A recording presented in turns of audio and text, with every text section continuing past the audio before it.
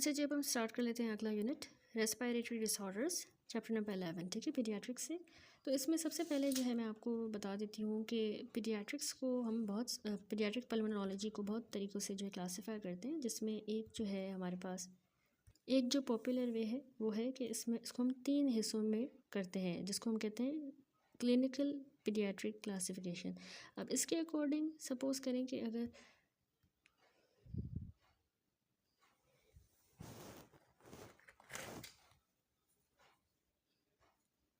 यहाँ पे मैं ड्रॉ कर लेती हूँ बच्चा, ठीक है, ये सपोज़ करें अगर बच्चा है, ठीक है। अब यहाँ पर इसके ब्रोंकस, ये करीना, यहाँ पे लंग्स। अब इस पूरे रेस्पिरेटरी ट्रैक को हम 3 जोन्स में डिवाइड करते हैं, ठीक है। अब जो पहला जोन है वो जो थोरेसिक कैविटी के बाहर का हिस्सा है, ये वो हिस्सा है रेस्पिरेटरी ट्रैक का जो हेड एंड नेक के रीजन में है, यानी एक्सटर्नल नेयर से लेके जब तक कि थोरैक्स में एंटर नहीं होता, तो ये सारा हिस्सा जो है कहलाएगा, इस हिस्से को पूरे को हम कहेंगे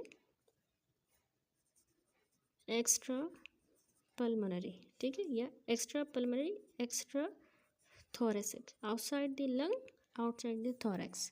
जो सेकंड हिस्सा है वो है जो थोरेसिक कैविटी के अंदर है लेकिन आउटसाइड द लंग पैरेन्काइमा है और interstitial space of the lung के भी। तो ये हिस्सा जो है इसमें हमारा major bronchus, right and left bronchus, उनके ब्रांचेस और टर्मिनल ब्रोंक्यूल्स आ जाएंगे, ठीक है। अब इस पूरे हिस्से को हम कहेंगे इंट्राथोरेसिक, ठीक है, इंट्राथोरेसिक लेकिन extra pulmonary, intrathoracic extra pulmonary. तीसरा हिस्सा है लंग्स का इटसेल्फ, जिसको हम कहते हैं पल्मोनरी, ठीक है। कभी कभार हम इसको पल्मोनरी कहते हैं या हम इसको पैरेन्काइमल भी कहते हैं। अब इस पैरेन्काइमल या पल्मोनरी में गैस एक्सचेंज का एरिया भी आ गया, interstitial spaces of the lungs आ गए, ठीक है। अब ये 3 होल डिवीजन से, अब इस तरह हम क्यों डिवाइड करते हैं, क्योंकि अगर कोई भी pathology extra pulmonary, extra thoracic area में आती है तो वो कॉमनली टाइप ऑफ साउंड जो इसमें होगी उसको हम कहते हैं स्ट्राइडर, ठीक है। एक्स्ट्रा पल्मोनरी एक्स्ट्रा थोरेसिक में स्ट्राइडर होगा। इंट्रा थोरेसिक एक्स्ट्रा पल्मोनरी में जो है वीज साउंड होगी, जिसको हम वीज कहते हैं या रोंकाई कहते हैं, वो साउंड्स यहाँ पे प्रोड्यूस होती हैं। और पल्मोनरी या पैरेन्काइमल पार्ट में जो साउंड्स होती हैं उसको हम या तो क्रेपिटेशंस कहते हैं या फिर ग्रंटिंग, ठीक है। तो इसीलिए जो टाइप ऑफ साउंड होती है ना वो हमें हेल्प करती है डिसाइड करने में कि पैथोलॉजी है कहाँ पे। फॉर एग्जांपल हमारे पास एक पेशेंट है, हमारे पास आया है कि उसको वीजिंग है, तो हम श्योर होंगे कि अब उसकी डिज़ीज़ की लोकेशन जो है वो, मतलब वीज़ के साथ आए तो उसकी डिज़ीज़ जो है हेड एंड नेक रीजन में नहीं है, ना ही लंग पैरेन्काइमा है, वो एक्चुअली ब्रोंकस में है, ठीक है, या ब्रोंक्यूल्स में है, क्योंकि वीजिंग जो है इंट्राथोरेसिक एक्स्ट्रा पल्मोनरी में प्रोड्यूस होती है, ठीक है, ब्रोंकस और ब्रोंक्यूल्स उसकी ब्रांचेस में। तो इसलिए ये कैटेगराइजेशन उसमें हेल्पफुल होती है, ठीक हो गया। अब इंडिविजुअल डिजीज़ तक प्रोसीड करने से पहले मैं आपको कुछ साउंड्स बताऊंगी जो हमने याद रखनी है। सबसे पहली साउंड होती है स्ट्राइडर। अब स्ट्राइडर याद रखिएगा, ज़्यादातर जो है ये इंस्पायरेटरी है, इंस्पायरेटरी साउंड होती है। रेयरली ये बायफेजिक हो सकती है, यानी एक्सपायरेटरी इंस्पायरेटरी दोनों रेयरली हो सकती है, ठीक है। असल में जो अपर एयरवे की पार्शियल ऑब्स्ट्रक्शन है उसमें स्ट्राइडर होता है, ठीक है। ये अपर एयरवे की इन्वॉल्वमेंट को इंडिकेट करता है, पार्शियल अपर एयरवे ऑब्स्ट्रक्शन, कंप्लीट में कभी भी साउंड नहीं होगी। फिर दूसरी साउंड होती है वीज। अब वीज का याद रखिए ये एक्सपायरेटरी साउंड है, ठीक है, एक्सपायरेटरी है और ये इंडिकेट करती है पार्शियल ऑब्स्ट्रक्शन ऑफ ब्रोंकाई या फिर ब्रोंकस एंड ब्रोंक्यूल्स, ठीक है। तो इनमें वीज होगा और वीज एक्सपायरेटरी होता है। तीसरी साउंड जो हमें सुनाई देती है वो है रैटलिंग।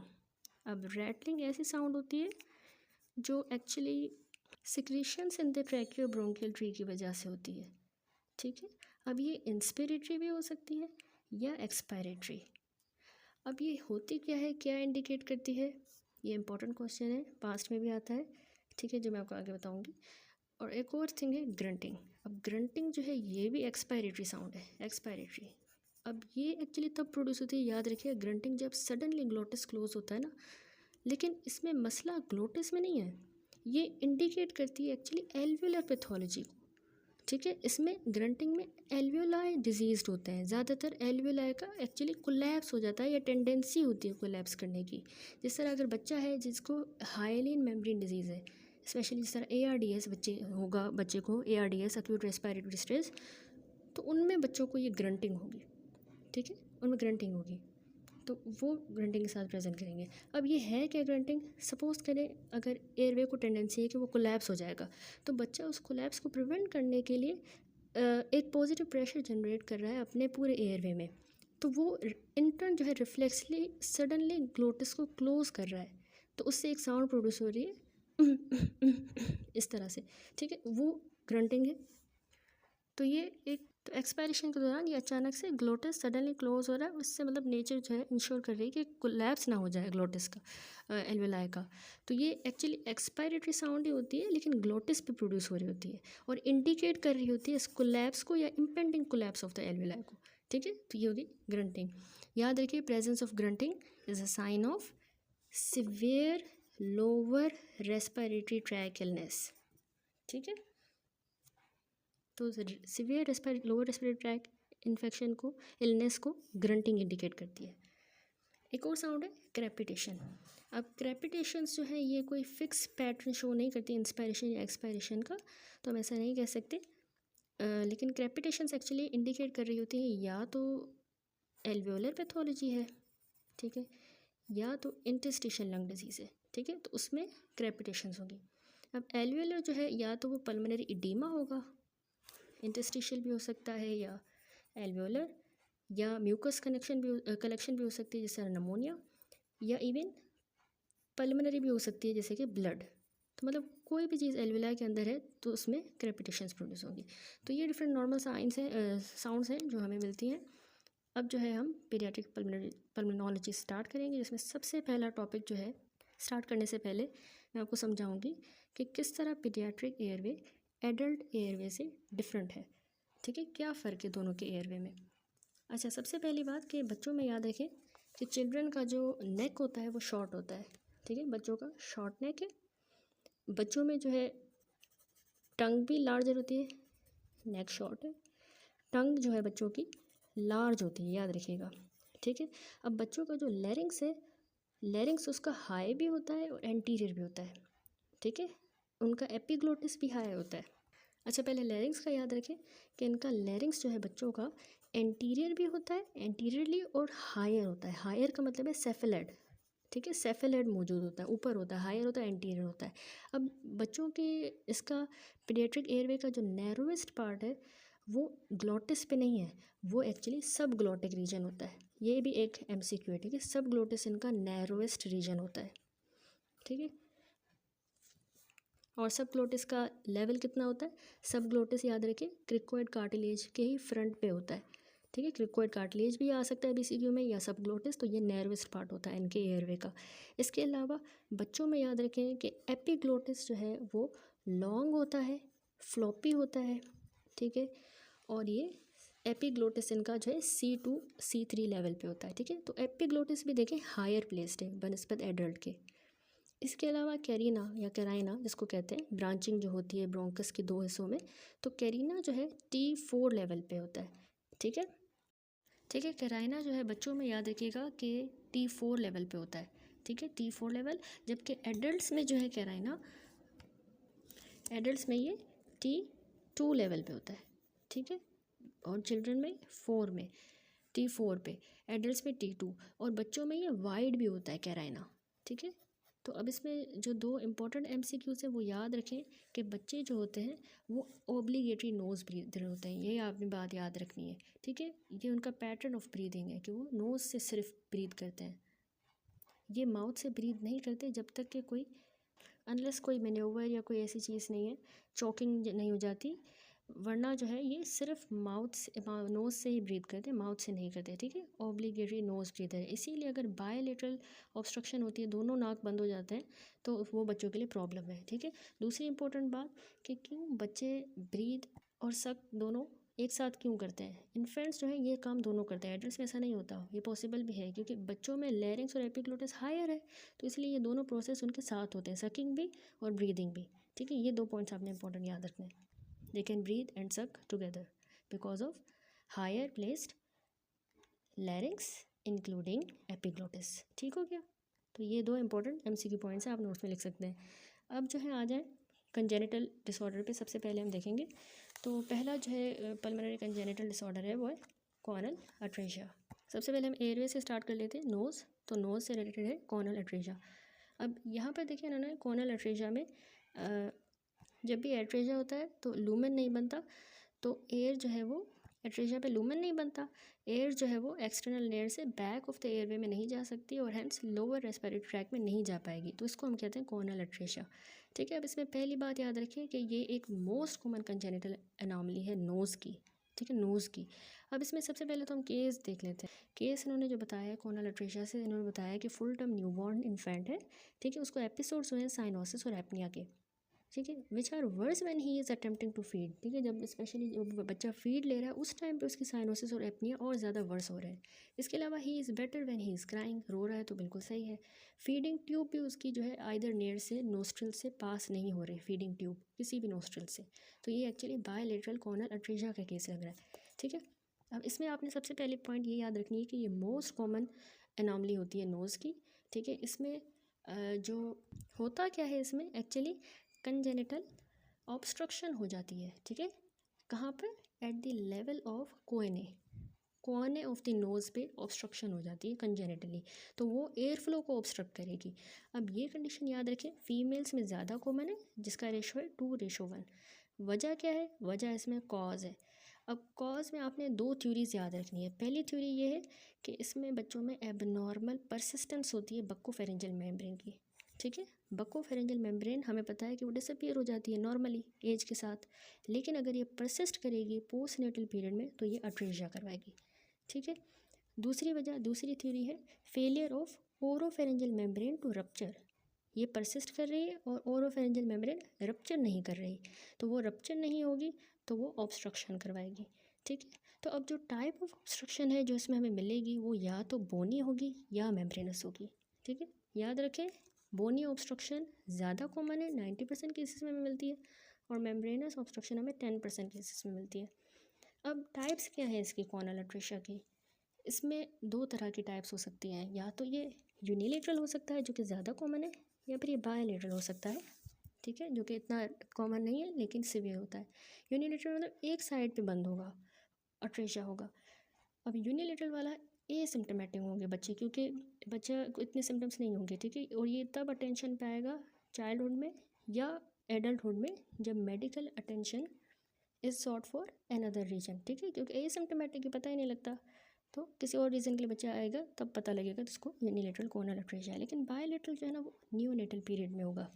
बायलेटरल में स्पेशली यंग जो न्यूबॉर्न्स हैं, स्पेशली मैंने आपको बताया ऑब्लिगेटरी नोज़ ब्रीदर है, तो वो माउथ से जो है ब्रीद नहीं कर पाते, तो अगर दोनों उसके एयरवे ब्लॉक होंगे तो नो या बिल्कुल वेरी लिटिल एयर फ्लो उसके लंग्स में होगा, तो इसीलिए बच्चे को बायलेटरल में साइनोसिस होगा।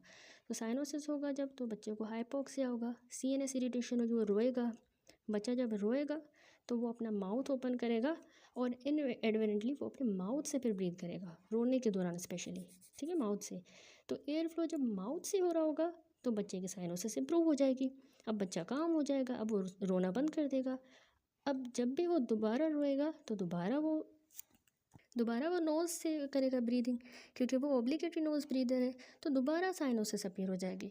तो याद रखें साइनोसिस तब अपीयर हो रही है जब बच्चा रो रहा है, और जो याद रखें cyanosis appearing when the child is crying, so cyanosis appearing when the child is calm, and cyanosis disappearing on crying is called as cyclical cyanosis. ठीक है, इसको हम कहते हैं साइक्लिकल साइनोसिस। तो ये एमसीक्यू भी आता है कि कौन सी कंडीशन है जिसमें हमें साइक्लिकल साइनोसिस मिलती है, तो बायलेटरल कॉर्नल अट्रेशिया में साइक्लिकल साइनोसिस होगी। ठीक है, तो इसकी पैथोफिजियोलॉजी मैंने आपको समझाई।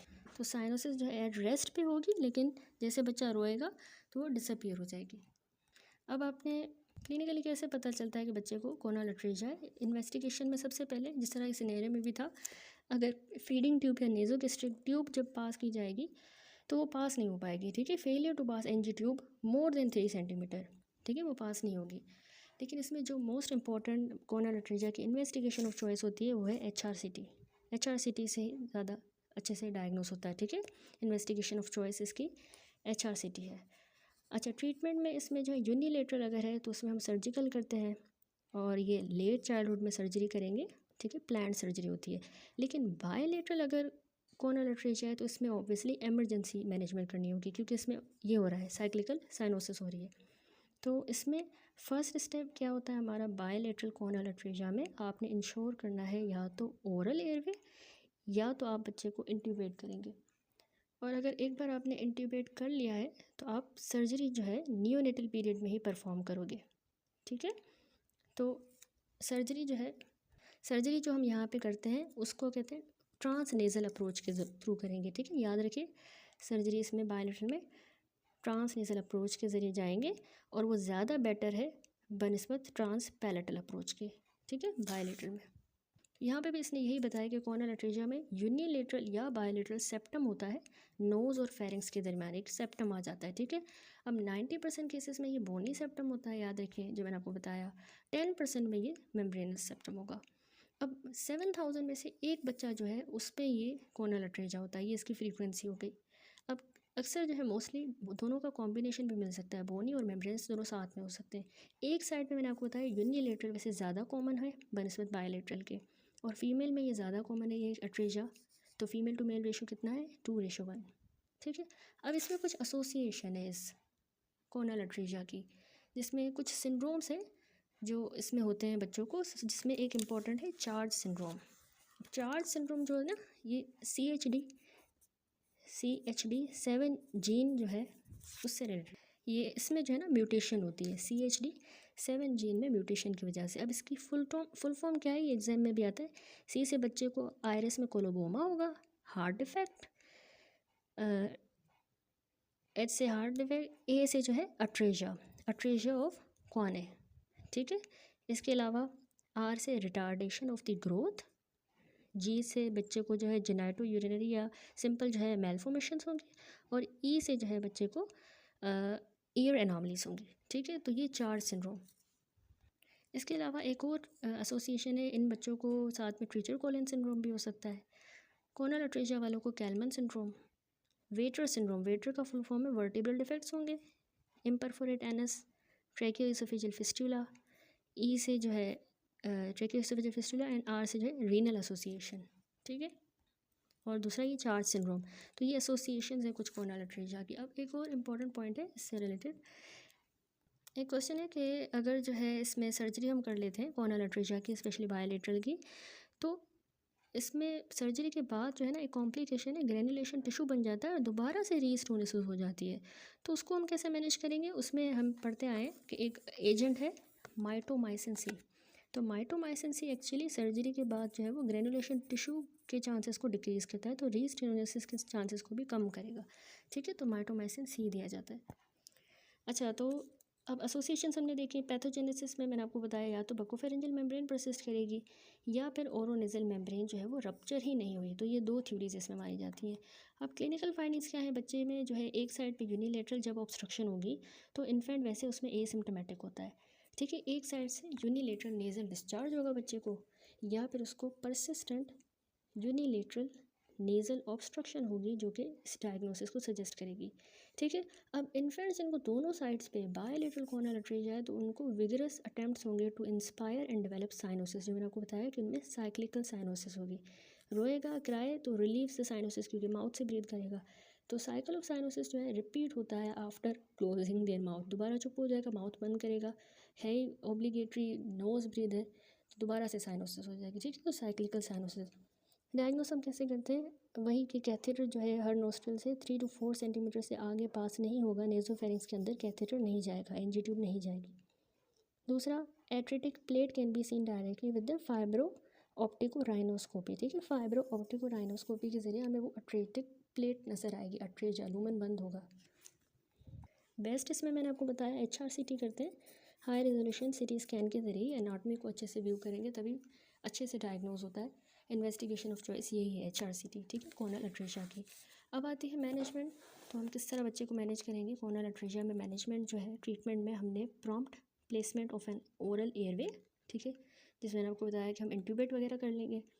और माउथ को जो है वैसे जो है माउथ को ओपन पोजिशन में मेनटेन करना है। एयरवे पहले इस्टेब्लिश किया, माउथ को ओपन पोजीशन में मेंटेन किया। Intubation if needed, intubation usually intubation और लेस ऑफन ट्रैकियोस्टमी इंडिकेट होती है बायलेटरल कोनल अट्रेजिया में, क्योंकि बच्चा रेस्पिरेटरी डिस्ट्रेस में है, साइनोसिस हो रही है, तो इसलिए हम इंट्यूबेट या ट्रैकियोस्टमी करते हैं। और लास्ट ऑप्शन वही सर्जरी करेंगे। इसके अलावा अगर जो है कोई और सीरियस मेडिकल प्रॉब्लम नहीं है तो फिर हमने ऑपरेटिव इंटरवेंशन करनी होगी। नियोनेटल एज में ही हम सर्जरी करते हैं, ऑपरेशन करते हैं, ठीक है। That's it. तो यहाँ पे टॉपिक हमारा पहला कंप्लीट होता है, कोनल अट्रेजिया फर्स्ट जो है कंजेनिटल एनोमली है। अच्छा जी, उसके बाद जो है अगला जो नेक्स्ट कंजेनिटल डिसऑर्डर है वो है लैरिंजियोमलेशिया। नेक्स्ट वीडियो में स्टार्ट करेंगे।